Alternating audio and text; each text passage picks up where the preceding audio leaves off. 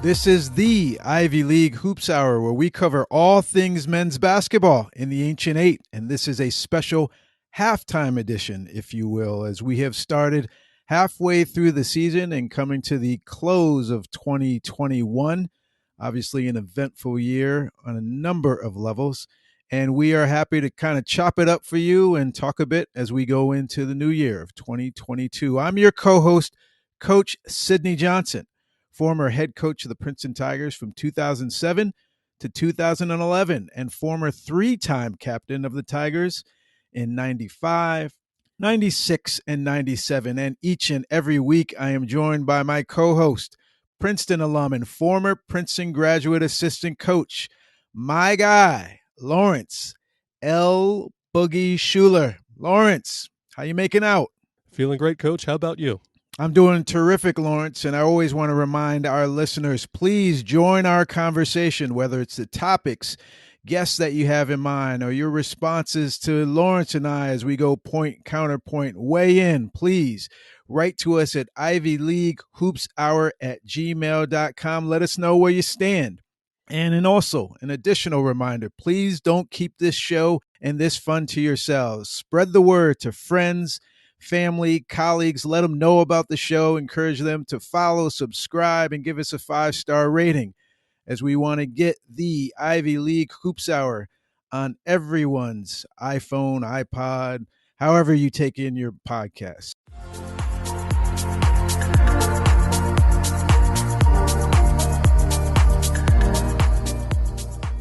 My focus has been, I was up, Lawrence, till like midnight, 12:30 or so last night, combing my timeline and just going over stories of like college basketball and cancellations and COVID and mixing in articles on the differences between the Omicron variant and Delta, and just trying to piece together what the season is going to look like and how close the Ivy League is to some of their own cancellations or canceling the season. I don't say that lightly, and I'm not trying to be provocative in any way, but we all know that the Ivy League took the lead in terms of its reaction to COVID, and didn't play last year. And they're the first to cancel their conference tournament, Ivy Madness, in 2020. So, I'm just like, I'm on high alert, if you will. If it's just a question of if it's safe for the athletes and the coaches and athletes feel fine even when they're infected. So there's no reason that on that basis we need to cancel the games or whole seasons. The concern is, the broader public health concern is, are these contests contributing to a spike in the broader population? And I think that's always been the concern. If fans aren't allowed at the games, if it's only the teams that are participating, like last year, essentially, a good amount of last year was What was that? Just what was what? I just heard you sniffle. Oh, yeah. Don't mind me. Everybody's paranoid about this thing. I didn't even catch that. I had a tough time thinking that college sports should be moving forward when we didn't have a vaccine that was available to people, wholesale and easy access and all that. I was just like, we're in the middle of a pandemic. We're making all these arrangements. I don't see our reaction being what it needs to be. I do feel differently now that a vaccine is available, a booster is available. You should be able to benefit from moving forward in a safe way that doesn't endanger yourself and other folks who have also chosen to opt in to a healthy way of moving forward. And so then it's a somewhat convoluted way of saying, I feel like, hey, so college basketball can move forward if you agree to these things, which is, getting vaccinated, wearing a mask, not coming and going with folks who aren't wearing a mask, who aren't vaccinated. And if you agree to all that, I think we can play games and not be endangering ourselves and others. At some point, life might go back to normal with this thing still around. Without I don't question. know. I don't think we're going to be able to eradicate the coronavirus before we start resuming what we're used to. Well, without question, and not to one up you, you know this more than I do, but COVID-19 is one of, happens to be deadly, but it is one of many coronaviruses that are floating out there. The common cold being a version of a coronavirus. So I agree with you wholeheartedly. Now it's incredible, though. It's incredible that we are able to make that statement when 2 years ago, I think we were all in a spot where we were wondering, is this, what is life going to look like moving forward with millions of deaths? Neither one of us are forgetting about that. But we've come a long way from thinking, is this coming for all of us versus this unfortunately took a lot of people that we love and care about away from us, but there is some stemming of the tide.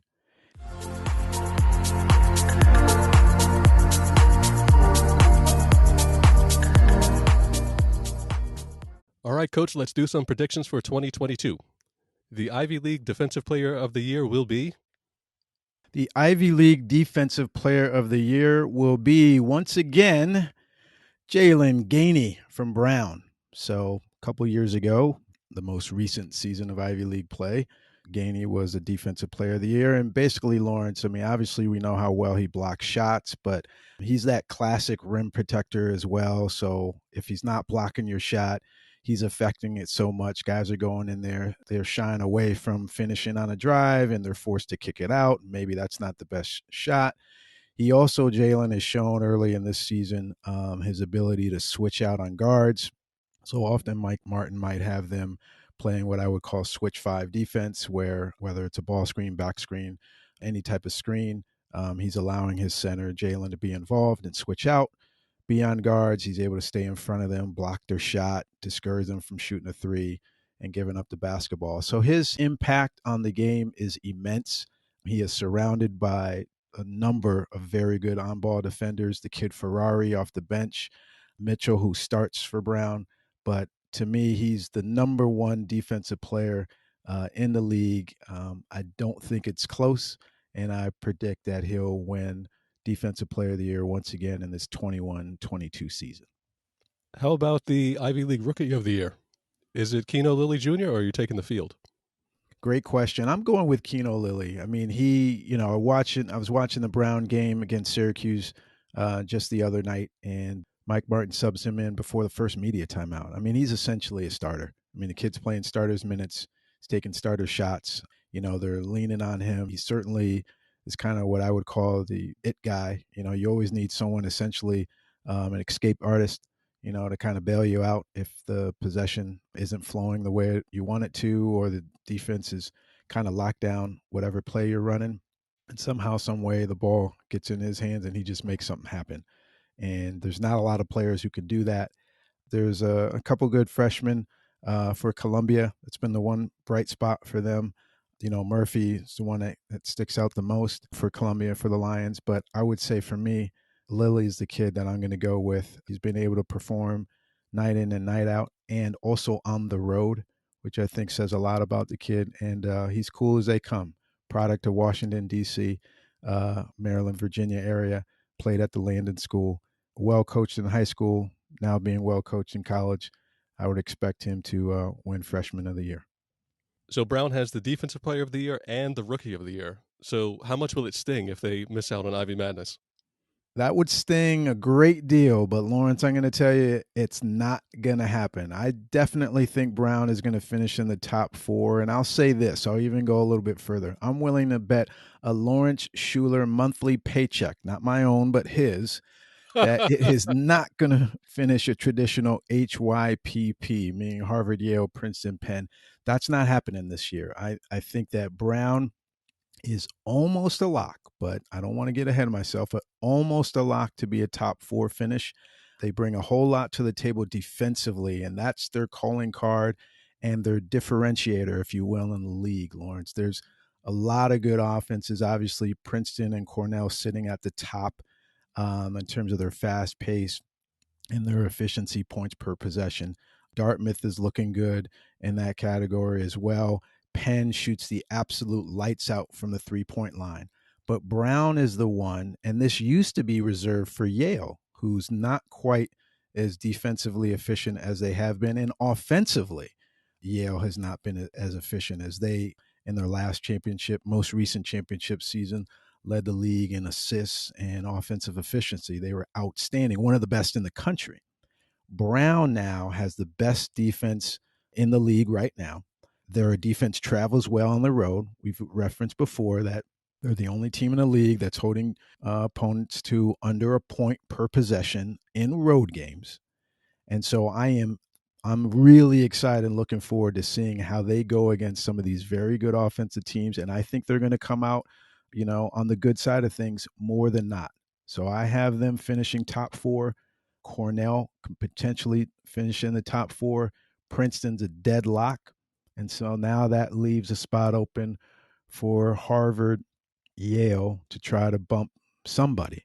But the short version is the defensive player of the year and the freshman of the year coming out of the Brown Bears program, and likely a top 4 finish. Well, let's go out on a limb. What are your seeds? Well, okay, if I have to go there, Princeton has been my number 1 seed from the first week of the season, and nothing I've seen this year in terms of their games and their performances has changed that, wavered me in any way, shape, or form. So Princeton Tigers, number 1 seed. The number 2 seed, geez, it's hard to overlook Cornell. I mean, and I know things will change. It just gets tougher. There's more film. The teams know you, but Cornell is playing really good basketball. We know that they have one of the fastest paced offenses in the entire country in terms of possessions per game. They're scoring a lot of points, and they're playing so quickly and efficiently. That's the key. I've said it before, but they are not turning the ball over. Their assist to turnover ratio is the best in the league. So just in terms of what my eyes have told me so far, Cornell is the second best team in the league right now.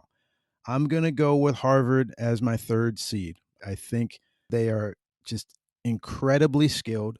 The last time the Ivy League was up and running and I was doing TV games for ESPN and talking to a number of coaches throughout the year, like I'm doing with this pod, a number of them would say, Harvard's depth over there in Cambridge, their second best team could potentially win the league. That was 2 years ago. Well, now that depth, it's no different than it was a few years ago. Tommy Amaker is reloaded once again. But here's the deal, Lawrence. They've suffered a ton of injuries to their bigs. All right. So they don't have a single guy over 6'7", 6'8", playing out there on a consistent basis. And we know Kale Ketching's a guest on the show earlier in the year. He is essentially playing, quote, out of position at the 5. Standing about 6'6", 6'7".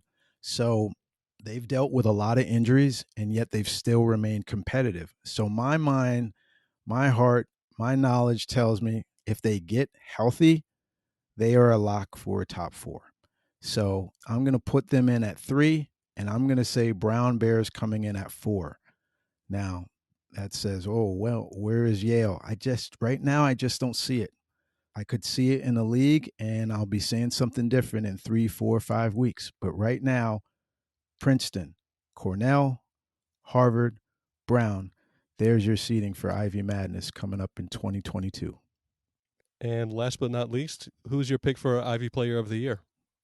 Well, that goes to Tosan Owoma from the Princeton Tigers. I mean, Lawrence, he's like, the kid's unreal. He's so fun to watch. Giannis-like in terms of his impact on the game. I think, point forward, top 10 in scoring, top 10 in rebounding. He leads the league in assists. He's 6'8", 6'9", silky smooth. The Tigers go to him a lot. They'll throw it to him. They'll cut, pass, and move. And if nothing's going on, if nobody's open, and he'll find open guys, then he goes and gets himself to the rim, either for free throws and ones, or just a simple old school 2, and now we're going down the other way. Azar Swain comes to mind to me because I do think Yale is going to win games in the conference, and that kid is just as cool as they come. Azar Swin has always been able to get to his spot. He's not extremely explosive, but he gets to the spot that he wants to, whether it's coming off a ball screen for a 3 or just a little bit beyond that to get in there for a pull up or kind of floater, and he scores consistently. Outstanding guard for Yale. Wright and Llewellyn, they'll probably cancel themselves out as the best backcourt in the league, bar none. The pair of them are outstanding for Princeton, so they're likely first teamers. Chris Ledlum obviously is having an outstanding season and has really, shored up the Crimson attack as they've dealt with a slew of injuries, and so he's scoring at a high level, among the best in the league, and an outstanding rebounder for them. And like I said, it's just kind of really helped them have some semblance of a low post threat. They'll actually post him a number of times. They definitely isolate him on the perimeter and let him drive and go to work. And he's helped them with defensive rebounding. So you have to look at him as a first team All Ivy. And the kid, Jordan Dingle, he's leading the league in scoring, fantastic shooter, never gets sped up when he's playing, no matter how you guard him, whether you want to double team him or put a ball hawk defender on him. It's just somehow, some way the kid is just continues to keep his handle tight, pulls up on you, makes deep shots, and then finds his teammates enough.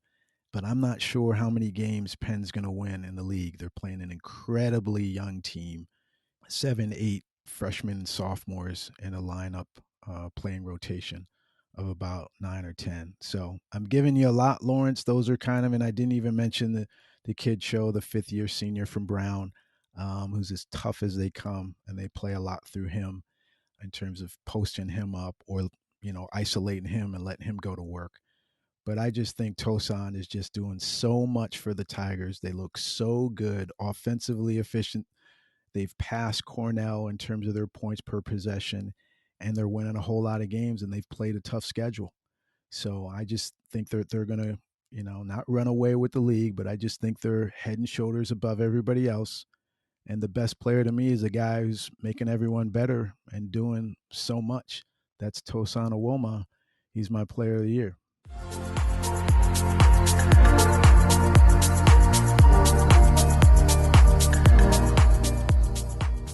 We now come to the segment of our podcast where we reply to listener emails.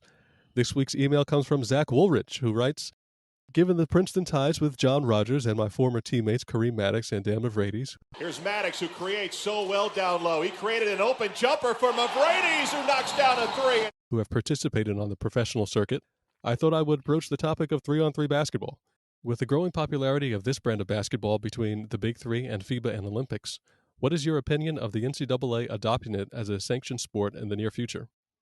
Awesome question, Zach, and good to hear from you, brother. Former player of mine and recruited to Princeton by Joe Scott and his staff, and the son of the great Orlando Woolrich, former Laker. Whoop, whoop.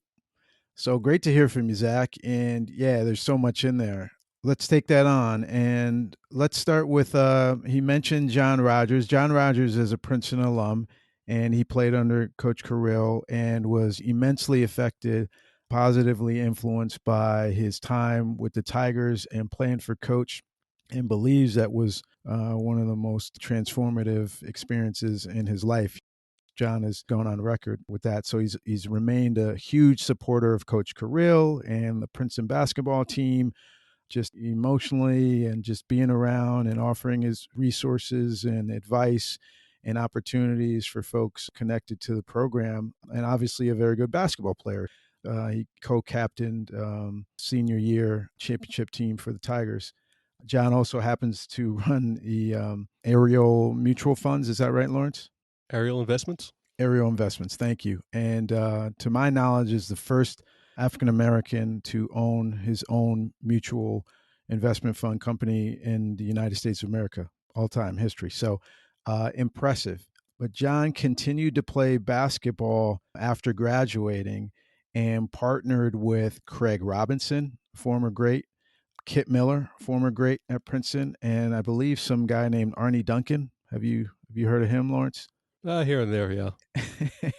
So one of Harvard's great players, and I think that they played the Hoop It Up stuff. Hoop It Up was like 3-on-3, and even before that, I think it was like Gus Macker and things like that. There were these 3-on-3 playground tournament type things that were going on across the country, and then Hoop It Up kind of brought it under one umbrella.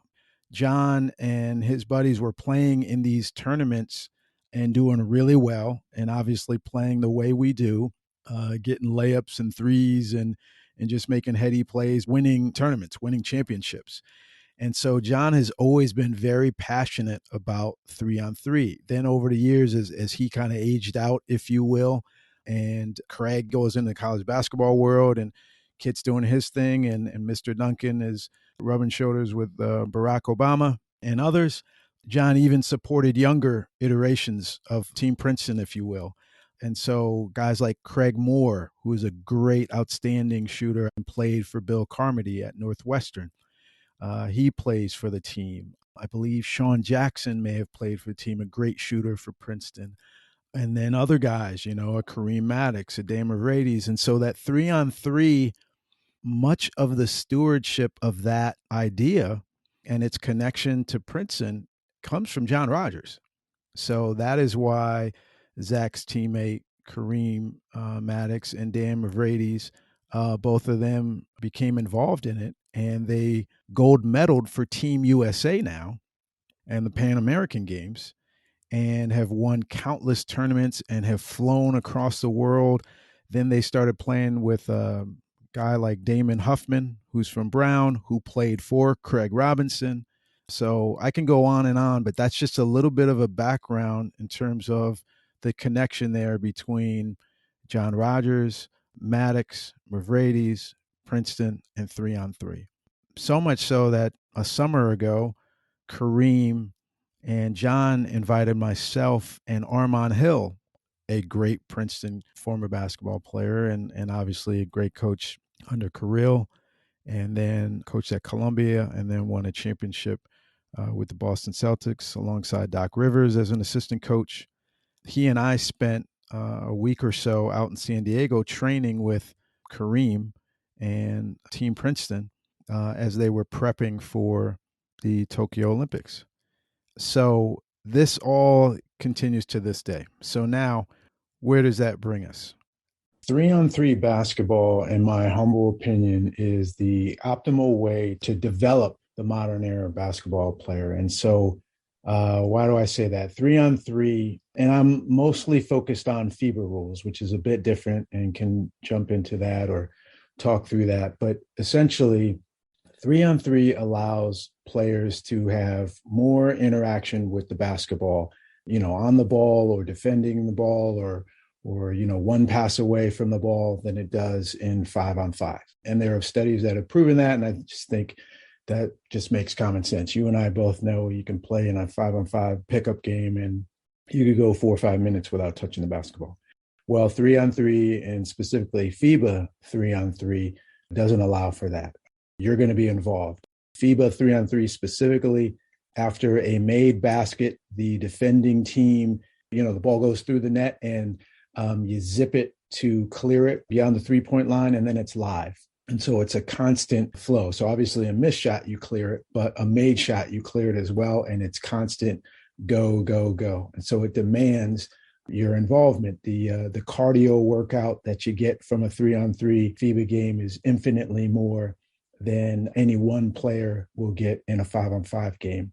So you get the benefit of more touches on the ball, you get a better workout. And then, as I talked about in terms of the optimal way to develop a modern player, here's the deal. In the modern game, you need to be able to pass, dribble, shoot, and defend all of those actions. And you need to be able to do so everywhere on the floor and at a competitive, intense level. Okay, that's just what it is. And it doesn't matter how little, how short you are, how tall, you want to call yourself a center or point guard, whatever it is, pass, dribble, shoot, defend those situations and be able to do it everywhere. That's the modern game.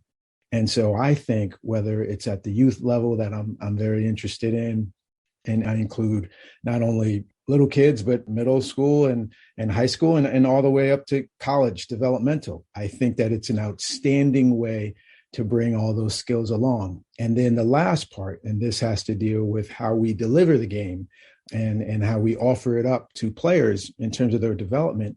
The best way to develop skills is to do so in a setting that's closest to that 5-on-5 environment. Well, what I mean by that is 3-on-3, again, more touches, better cardio, more play and interaction with the ball, but there's also defense involved. So it's infinitely better as a developmental tool than just these individual workouts with a coach or 1-on-0 or just by yourself out in the driveway or 2 or 3 kids just shooting on the gun, these shooting machines and putting cones and shares in. And none of that is offering up defense, and none of that is offering up real world decision making.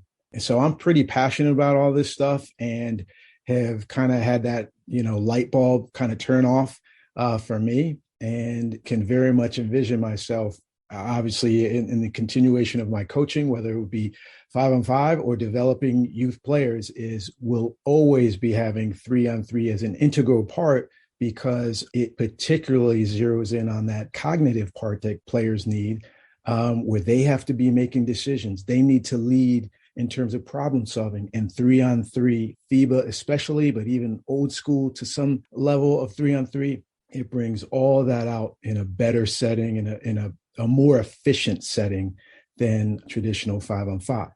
So there's a bit of the history, and also then my own perspective in terms of 3-on-3 and putting all those two together. Lawrence, where do you stand just in terms of, and you already have obviously a feel for 3-on-3 and your own knowledge of the game. How would you look at, what you know and what I shared? How would you look at those two things in relation to whether now it makes sense to have 3-on-3 be a viable and entertaining NCAA sport? Well, I've been playing 3-on-3 all my life, and I think becoming an NCAA sport would be the worst thing for it. Okay. Who wants to have 3-on-3 regulated by the NCAA? Okay. We want more government regulation than 3-on-3. Absolutely not. Touche. So then, but that comes with I think Zach, you took it a whole nother route. I think Zach's thinking scholarships, opportunities for student athletes, dare I say its own March Madness. So sanctions, compliance meetings. Okay, how about the best that the NCAA has to offer? Then could you see the viability of 3-on-3 becoming an NCAA sport? Well, when are you going to play it? You don't want to play it during the college basketball season, right? Why so you not? can play it early in the fall as a short season, or later in the spring. Why wouldn't you play it during the traditional college basketball season? So if you want the best players to be in it, do you want competing loyalties or commitments? So, yeah, let's talk this through.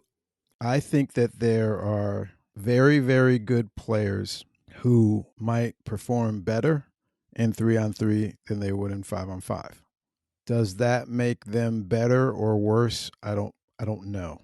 Their games may be more suited to a 3-on-3, quick, fast-paced, tighter space than, I'm using quotes, get lost in a 5-on-5 game.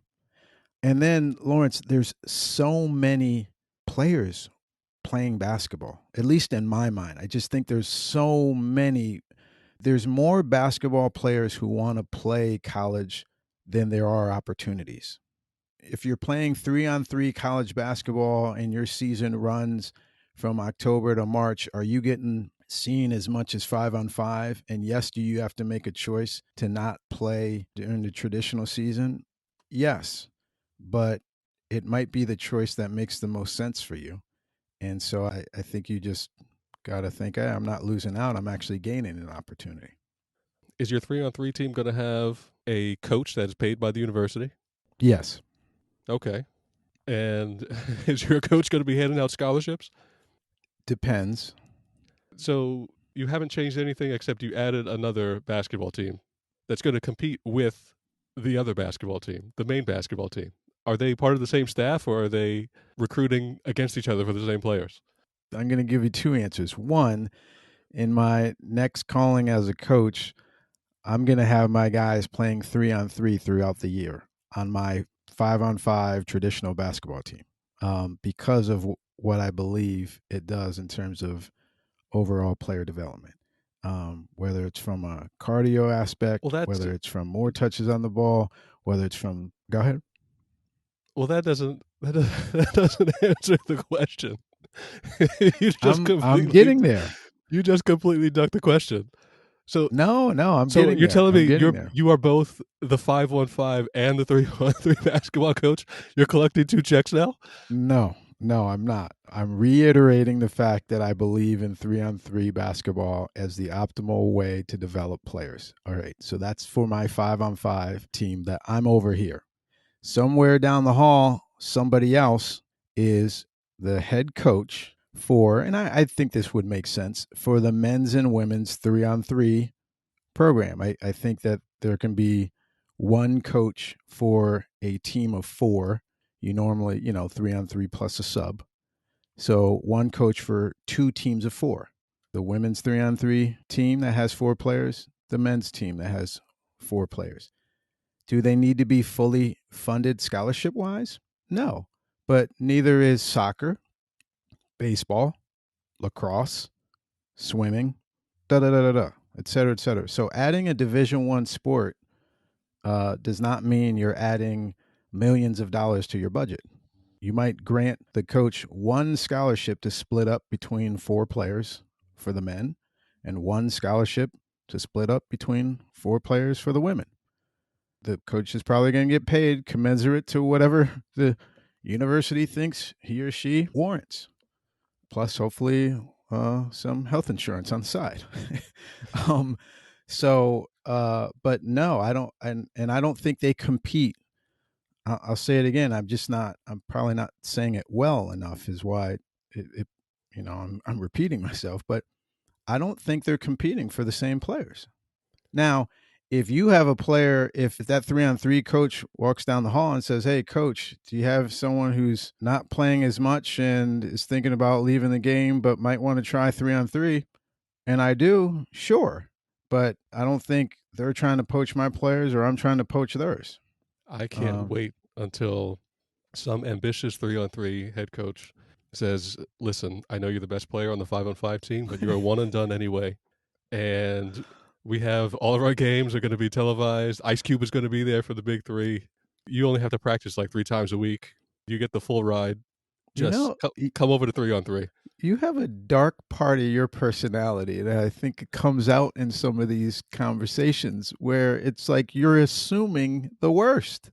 I've met a lot of basketball coaches. You can't blame me. Hey, I take exception to that. I mean, listen, people are going to be people. I still don't think that takes away from, and listen, 3-on-3, 3x3 is what it's called internationally. It's booming. It is, for the first time in these Tokyo Olympics, was a medal sport. And so the U.S. women, coached by Kara Lawson, who's the current Duke head coach, she coached the team. And Lawrence, the irony of you cornering me on what colleges might spend and what could be the negative of all this, one of the great positives that FIBA believes about 3x3 is that so many nations across the world can compete because it doesn't demand a lot in terms of resources. Again, 4 players, a coach if you choose. Most the gold medaling and most successful programs in the world, at least on the men's side, they have a dedicated coach, a year-round coach. They have a dedicated trainer or strength and conditioning person. They do have a support staff. But a lot of countries, even if you commit even those 2 support people, a head coach, and 4 athletes, I mean, you're talking 7 people. Now you have to pay for, flying them across the world to these different tournaments. But the point is, you can do that in college. You could have teams play regionally. You're not spitting out a lot of money. And again, you're given some great opportunities for people. And then lo and behold, it can certainly turn around or become a pipeline to feed into the USA basketball system. Team USA, they got a taste for gold. And Lawrence, in addition to our emailed question from Zach Woolridge, we also have a listener who just writes in to share some words of support. Paul Cook writes in, I have thoroughly enjoyed the podcast episodes with you, Coach and L-Boogie. The student athletes and their perspectives have blown me away. They are truly amazing men and show that our future is bright. Keep up the great work. I've already rated the podcast a 5-star rating and will share the link to others. All the best. Paul, thank you so much for your words of support. And I have to tell you, Lawrence and I came together on this podcast to let you in on conversations that he and I have had for years about something we truly love, basketball and Ivy League basketball in particular. But I will also say that there are so many stories to tell and to share with folks to give you a bit more color and perspective and joy and love for the games and the folks who are prime participants in it, whether it's the coaches, the student athletes, referees, what have you, and certainly you all, as we all bring different stories and perspectives, but love this game of basketball and Ivy League basketball in particular. So, Paul, thank you for joining the conversation and being so warm and supportive with your words. But right back at you. This has been a labor of love for Lawrence and I, and we hope that Paul and many others of you will join us for the ride and continue to spread the word so we can have as big and broad a conversation as possible.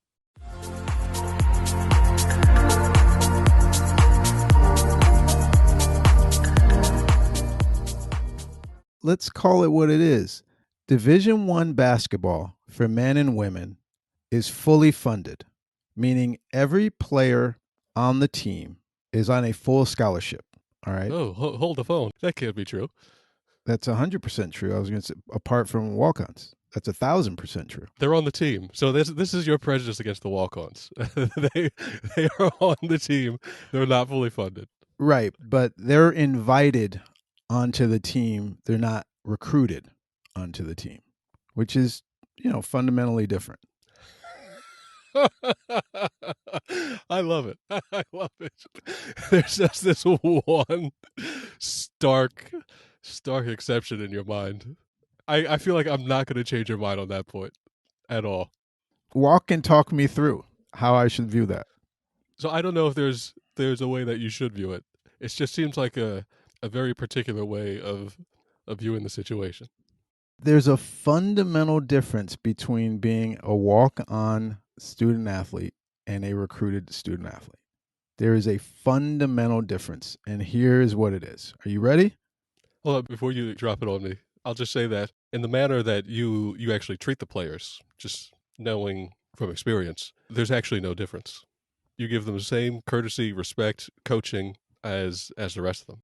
Of course, the guys who need to play, you have to get the most correction in terms of what they do, but there are not two classes on your teams, as far as I can tell. That is assumed. I appreciate you saying that, but I'm not even. That doesn't shine through. That doesn't shine through in the words that you use.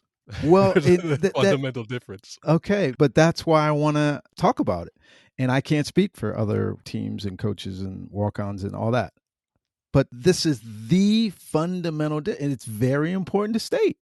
When you recruit a player, your intention is you're viewing them as someone who can essentially affect the team goal in a positive way, which is win a championship.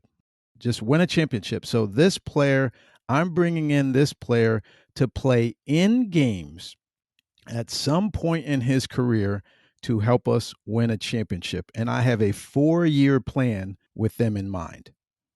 A walk-on player, I have not ever, and I'm being very transparent here, I have never taken that approach with a walk-on player in the sense of his role on the court.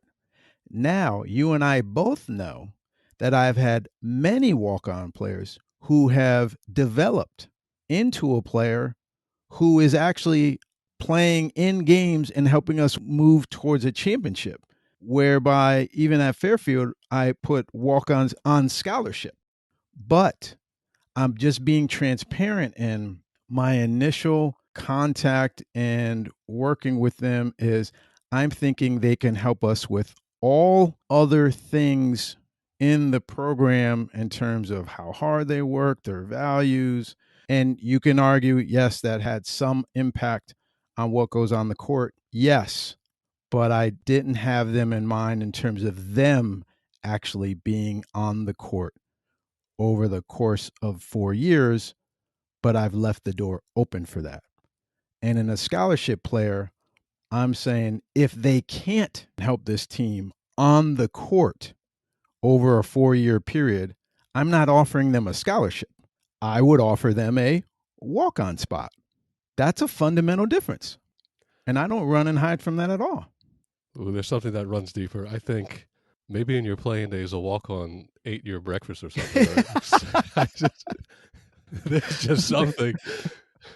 No, I don't understand. Like to me, that is so. I don't know if innocuous is the right word. That it is so. I mean, I'm just being honest. It's so clear. I don't see the controversy in that at all. And yet, I feel like it's when I say it to you, it's almost like I'm being guilted into some kind of feeling that I don't have. If a walk-on from the other team drills a three-pointer and the place goes nuts, does it spark some kind of rage that would not otherwise? I think he should be most enraged. Hey, I'm a player. What am I? What is this like? What are you not entertained? I'm a player too. He should be more upset. You know, when they're like, "Oh, put little Joey in." Oh, yeah. Throw him the ball. Throw him the ball. There it is. That's offensive. But that's offensive. Little Joey. But that's offensive to him. That's offensive to little Joey. Whereas little Joey, he's a player, as you said. Like I never. What are you talking about? Throw him the ball. Let him. No, man. I'm out here hooping with my teammates. Like, he prefers Joseph. All right, he's a sophomore in the engineering department. You don't have to call him little Joey. I'm right there, but that wasn't me. That was the you guys out there. That's my point. That's my point. That's been my experience with walk-ons. You know, you've been in those meetings. I'm like, listen, you're not here to like buddy up. We're here to get better. You're going to help us be better. You'll be a friend with these guys as it relates to the struggle and the grind and the ups and downs that you guys go through together. Put yourself on that pedestal right now. Don't come in here with like eyes all bulged out. So now if you just happen to go into the game, you better play like they play. So then why are fans like, you know, when our star player hits a three, they don't go bananas like that. So why are you patronizing this kid when he subs in late and it's like, oh, throwing the ball, shoot it. It's like, yo, man, I'm a player. So I win this battle, Lawrence. You're not getting me off of this one. You are not getting me off of this one.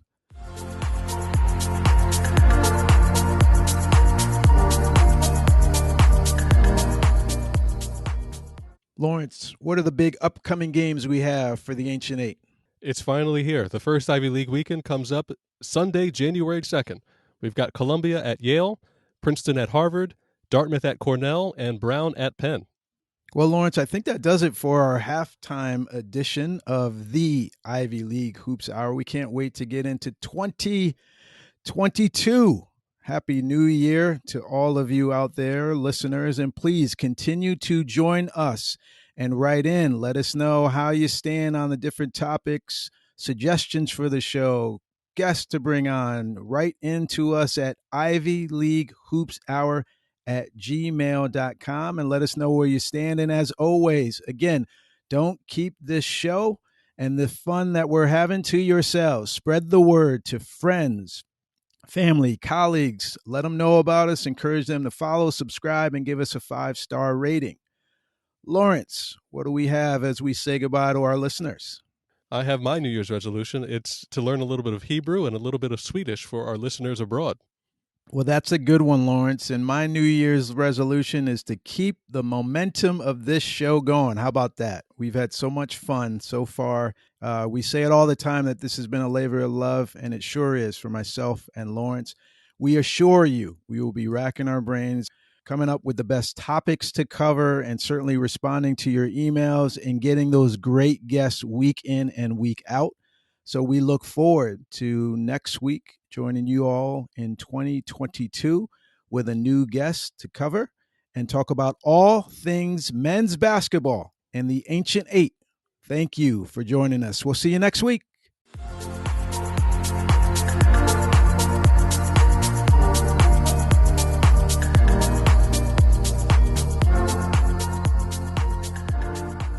And what's keeping, well, I guess we know what's keeping the 5-on-5 players from it.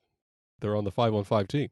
It's when they're not on the 5-on-5 team anymore. That's when they start playing 3-on-3. I played him in an intramural game, and I fouled the out of him because I wasn't going to let him score on me. And we won the game. And yeah, he was pissed off. I'm glad you got that out of your system.